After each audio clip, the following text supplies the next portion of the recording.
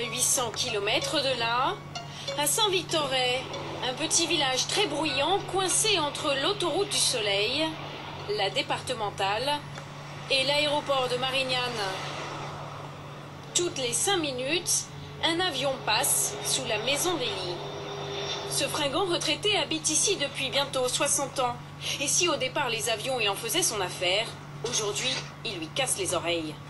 Salut Élie, tu vas bien? Ça va, ça va. Ce matin, il a même invité son vieux copain Jean-Pierre. Il y en a un qui reproche, là, Jean-Pierre. Ensemble, ils vont enregistrer le bruit provoqué par le passage des avions dans le jardin d'Élie. Grâce à ce micro, au bout d'une perche, relié à un sonomètre. On va l'attacher comme ça, hein.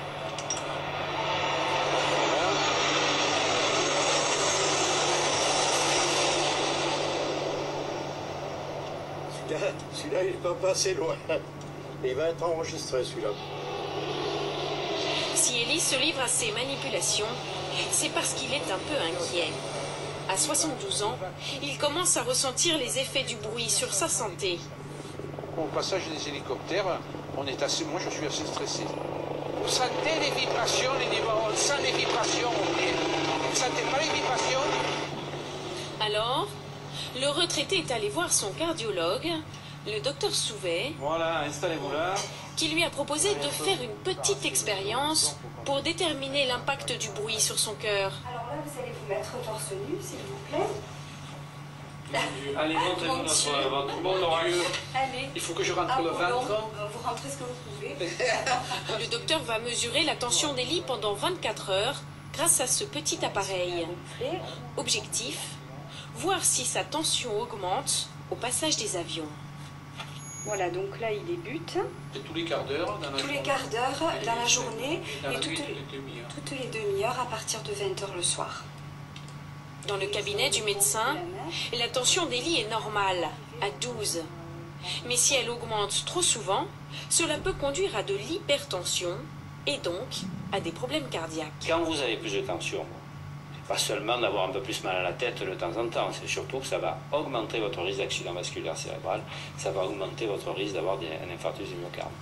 Elle est un peu courte, je vous la fais un petit peu plus longue. Non, ça va, ça va. ira? Bon après-midi, bonne nuit alors. Hein. Oui, on va essayer. Allez, au revoir. Le bruit des avions peut-il être responsable de hausse de tension et donc d'accidents cardiovasculaires sans que nous nous en rendions compte? Pour le savoir, le mieux est d'attendre la nuit.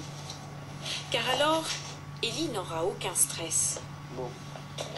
Quand il va dormir avec son appareil, seul le passage des avions sera susceptible de faire augmenter sa tension.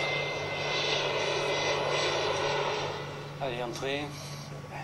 Installez-vous. Le lendemain, au cabinet du docteur Souvet, les résultats tombent. Bon, ça va? Ça s'est bien passé? Oui, ça s'est bien passé. Bon, Sans bah, qu'Élie s'en soit aperçu, au passage des avions, sa tension est montée de 12 à 14,4. Alors, 4h16, 53, un avion qui fait 76 décibels. Est-ce que ça vous a réveillé à 4h16? Est-ce que vous vous rappelez avoir été réveillé? Non, je n'ai pas été réveillé. Donc c'est vraiment l'élément troublant, c'est-à-dire qu'à 4h18, donc une minute après, alors que vous n'avez pas été réveillé, la tension est montée à 144. C'est... La petite expérience vient confirmer les grandes études internationales. Être exposé au bruit a des effets sur la santé. Il cause anxiété et dépression, augmente la possibilité d'attaque cardiaque et surtout, le risque d'hypertension augmente de 14% à proximité des aéroports. Ça me fait un peu peur tout ça. Être exposé à un environnement bruyant réduit donc l'espérance de vie. Problème, nous vivons avec depuis notre plus jeune âge. Allez, bonne journée.